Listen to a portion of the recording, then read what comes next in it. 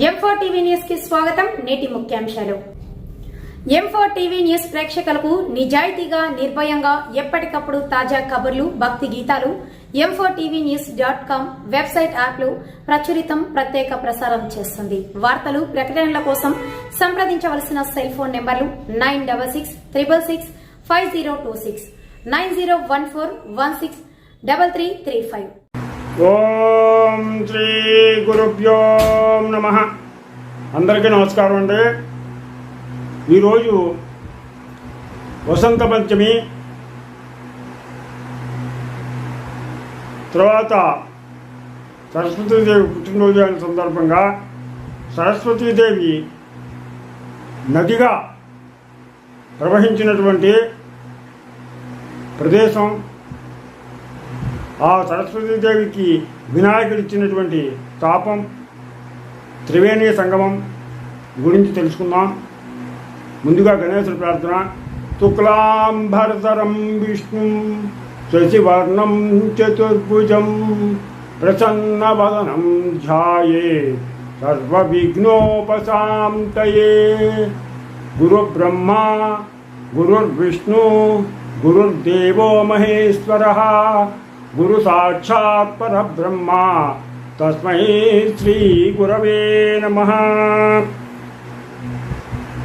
సరస్వతీ నమస్తుభ్యం వరదే కామరూపిణి విద్యారంభం కరిష్యామి సిద్ధిర్భవతు మే సదా.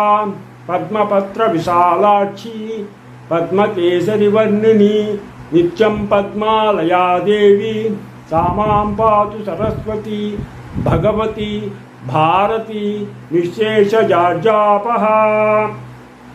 హరి ఓం. ఈరోజు మనం సరస్వతీదేవి సరస్వతీ నదిగా ప్రవహించినటువంటి ప్రదేశం గురించి, దాని ప్రాముఖ్యత, త్రివేణి సంగమ ప్రాముఖ్యత గురించి మనం ఈ మాఘమాసంలో వసంతోత్సవాలు జరిగేటువంటి టైంలో తెలుసుకుందాం. మీరందరూ కూడా తెలుసుకుని మీ పిల్లలకి తెలియజేయండి. మనకి శ్రీపంచమ సందర్భంగా ఈ సరస్వతీ నది అలహాబాద్ వద్ద త్రివేణి సంగమంలో అదృశ్యంగా కలుస్తుంది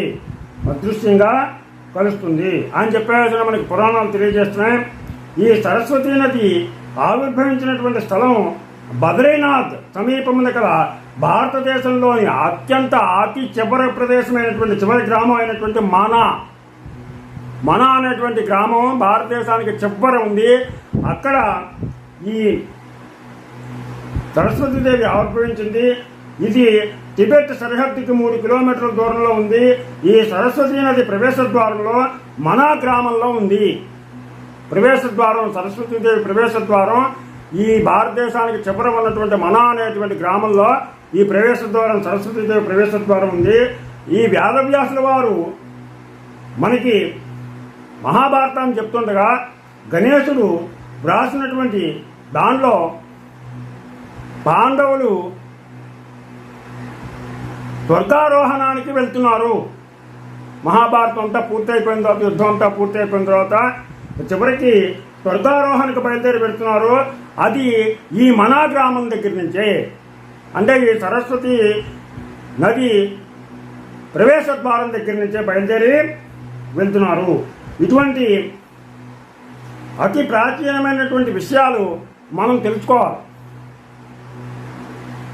పాండవులు స్వర్గారోహణానికి బయలుదేరింది ఈ మనా గ్రామం సరస్వతి ప్రవేశ ద్వారం దగ్గర నుంచి. పర్వత శ్రేణుల్లో ప్రవహించేటువంటి అలకనంద అందాలు మన్ని మైమరిపిస్తుంది. ఇది ప్రకృతి పచ్చదనాలతో నిండినటువంటి ఈ మనా గ్రామం. ఈ మార్గం అంతా కూడా చాలా చలిగా ఉంటుంది. అందుకని అక్కడ ఉన్నటువంటి ప్రజలు కానీ, చూడడానికి వెళ్ళినటువంటి యాత్రికులు కానీ స్వెట్టర్లు, అలాగే చలి టోపీలు, అలాగే ఇంకొక విచిత్రం ఏంటంటే గ్యాస్ స్టవ్ను కూడా భుజానికి వేసుకుని గ్యాస్ బండ పట్టుకెళ్తారట. ఇక్కడ టీ దుకాణాలు చలిగా ఉండటం వల్ల టీ దుకాణాలు ఎక్కువగా ఉంటాయి. వేడివేడి టీ తాగి ఎప్పుడు కూడా గడుపుతూ ఉంటారు. ఈ గ్రామంలో ఉన్నటువంటి మహిళలందరూ కూడా భుజానికి పిల్లల్ని, అలాగే నడవలేనటువంటి ముసలి వాళ్ళని, అలాగే గ్యాస్ బండల్ని కట్టుకుని పెట్టడం మనకి ఇక్కడ కనపడుతూ ఉంటుంది. మోసుకుంటూ పోతూ ఉంటారు. వీళ్ళకి చక్కటి ఆరోగ్యం ఎలా ఉంటుంది అంటే అక్కడ ఉన్నటువంటి పరిసర ప్రాంతాల వల్లే వీళ్ళ ఆరోగ్యం చాలా చక్కగా ఉంటుంది. ఇక్కడికి మనం యాత్రకి వెళ్ళినప్పుడు ముందుగా మనం ఇక్కడ గజముఖ వినాయకుని దర్శనం చేసుకోవాలి. ఈ గజముఖ వినాయకుడిని ఎందుకు దర్శనం చేసుకోవాలంటే మహాభారతాన్ని వ్యాసుడు చెప్తుంటే గణపతి తన దంతాన్ని ఓడబరికి రాసినటువంటి ప్రదేశం ఇదే. అందుకని వ్యాస భగవాన్ ప్రార్థన మంచి వినాయకుడు భారతం రాసినటువంటి ప్రదేశం ఇదే.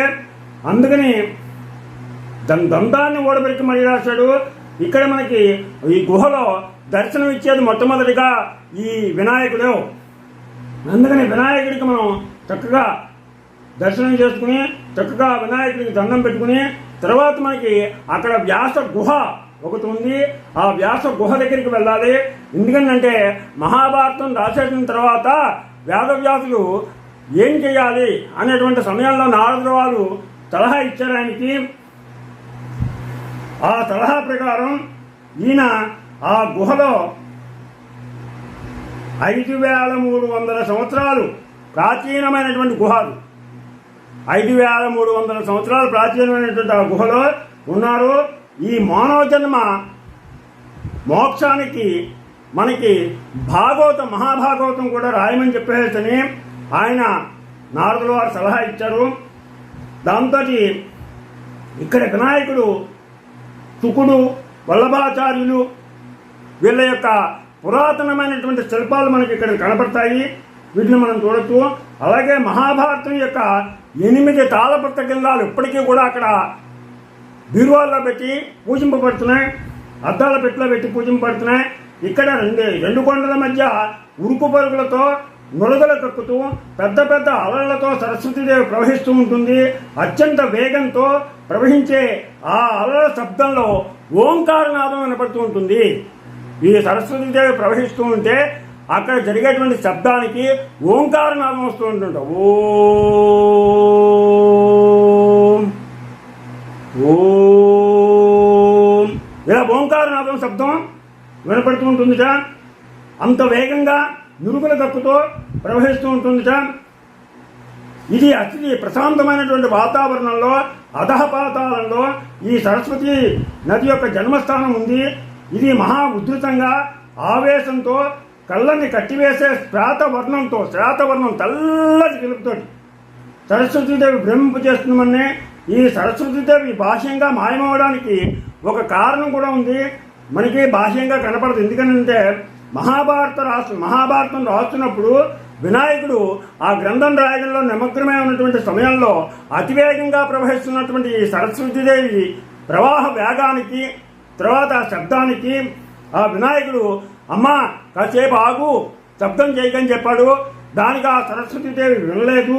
దాంతో వినాయకుడు కోపం వచ్చి, ఓ నది, నీవు నామరూపాలు లేకుండా అదృష్టమైపోతావు అని చెప్పేసి ఒక శాపం ఇచ్చాడు. అప్పుడు వెంటనే తన తప్పును తెలుసుకున్నటువంటి సరస్వతీదేవి సరస్వతీ నది తనను మన్నించమని చెప్పేసి కోరింది. అప్పుడు గజముఖుడు ఆ నది మీద దయతలిచి, ఓ సరస్వతి, ఇక పైన నీవు ఇక్కడ మరుగుననే ప్రవహిస్తూ గంగా యమునలు సంగమించే ప్రదేశాల్లో నువ్వు 3వ నదిగా ప్రవహించి కీర్తి పొందుతావు. అందుకనే త్రివేణి సంగమం అని పేరు వచ్చింది. ఆ వినాయకుడు ఇచ్చినటువంటి వరం అన్నమాట. గంగా యమునలు ఇక్కడ 2 కలుస్తాయి. ఈ కలిసే చోటే నువ్వు కూడా కలిసి త్రివేణి సంగమంగా కీర్తి పొందుతావు. అందువలన అలహాబాదు, గుప్తకాశీ, ఋషికేశు ఇవి గంగా యమునలు కలిసినటువంటి స్థలాలు. ఇక్కడ ఈ సరస్వతీదేవి కూడా కలియడంలో త్రివేణి సంగమంగా ప్రఖ్యాతిగాంచింది. ఇక్కడ సమీపంలోనే సరస్వతి నదికి ఒక చిన్న గుహాలయం ఉంది. గర్భం అణిగిపోయిన తర్వాత అలకానందితో కలిసి అంతర్వాహినిగా ప్రవహిస్తోంది సరస్వతి. అలకానందతో కలిసే ప్రదేశం అత్యంత రమణీయంగా ఉంటుంది. ఈ ప్రదేశానికి కేశవ ప్రయాగ అని పేరు. ఈ సరస్వతి నది జలాలను మనం అక్కడ కుళాయిల్లో వస్తుంది, దాన్ని మనం పట్టుకుని తెచ్చుకోవచ్చు. దీనికి ఇంకో కథనం కూడా ఉంది. ఏంటంటే పాండవులు స్వర్గారోహణ ప్రదేశం ఇదని చెప్పుకున్నాం మనం. ఇక్కడి నుంచే బయలుదేరారని. ఇక్కడ పైన మెట్లుంటాయి. భీంభుల్ అనేటువంటి ఒక బండ అక్కడ ఉంది. ఏంటా బండ అంటే ద్రౌపదీదేవి ఆ నదిని, సరస్వతి నదిని దాటలేకపోతుంటే భీముడు ఆ బండను తీసుకొచ్చి ఆ నది మీద వేశాడు. దాంతో ఆయన యొక్క చేతి ఆనమాలు కూడా అక్కడ మనకు కనపడతాయి. ఆ ఆనమాలు కూడా మనం చూడొచ్చు. దాని నుంచి దాటి వెళ్ళారు. అక్కడే ఆ దాటిన ప్రదేశం దగ్గరే ఈ పాండవుల్లో 5 కూడా అక్కడే తమ యొక్క తనువుని చాలించారు. ధర్మరాజు మాత్రం దేహాన్ని అక్కడ వదిలిపెట్టేశారు. 5 భీముడు, అర్జునుడు, నకులుడు, సహదేవుడు, ద్రౌపది, వీళ్ళు 5 కూడా అక్కడ వదిలిపెట్టేశారు. ఒక ధర్మరాజు తర్వాత యమధర్మరాజు కుక్క రూపంలో, యమధర్మరాజు తునక రూపంలో వచ్చాడు. ఆయన వాళ్ళిద్దరూ మాత్రమే చక్కగా పైలోకాలకు వెళ్ళగలిగారు. వారు వెళ్ళినటువంటి మార్గమే ఆ పర్వతారోహణ యొక్క పర్వతం ఎక్కేటువంటి మెట్లు. ఆ మెట్లు మనకి చూడొచ్చు, కానీ చాలా కష్టం, మనం చూడలేము. అది పర్వత మార్గం. ఈనాటికి కూడా ఆ పర్వత మార్గం ఉందని, ఆ ప్రదేశానికి చేరుకోవడం చాలా కష్టమని, కఠినం అని చెప్తారు.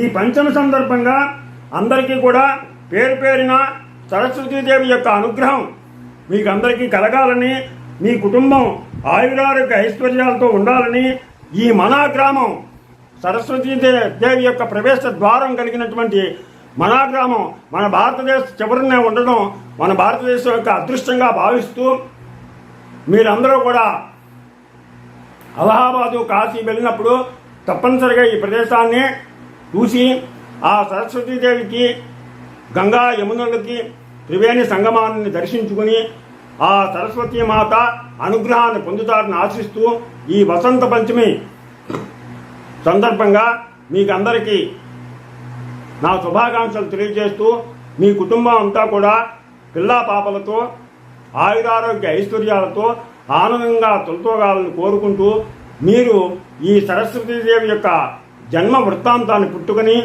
అలాగే ప్రవహించినటువంటి ప్రాంతాన్ని, అలాగే ఆ తల్లికి వినాయకుడు ఇచ్చినటువంటి శాపాన్ని గురించి పిల్లలకి చక్కగా మన సనాతన సాంప్రదాయాన్ని గురించి తెలియజేయండి. అలాగే మన మహాభారతంలో ఉన్నటువంటి రాసినటువంటి వేదవ్యాసులు రాసినటువంటి మహాభారత గ్రంథాలు, తాళపత్ర గ్రంథాలు ఇప్పటికీ కూడా అక్కడ 8 గ్రంథాలు అక్కడ అద్దాల పెట్టిలో ఉన్నాయి.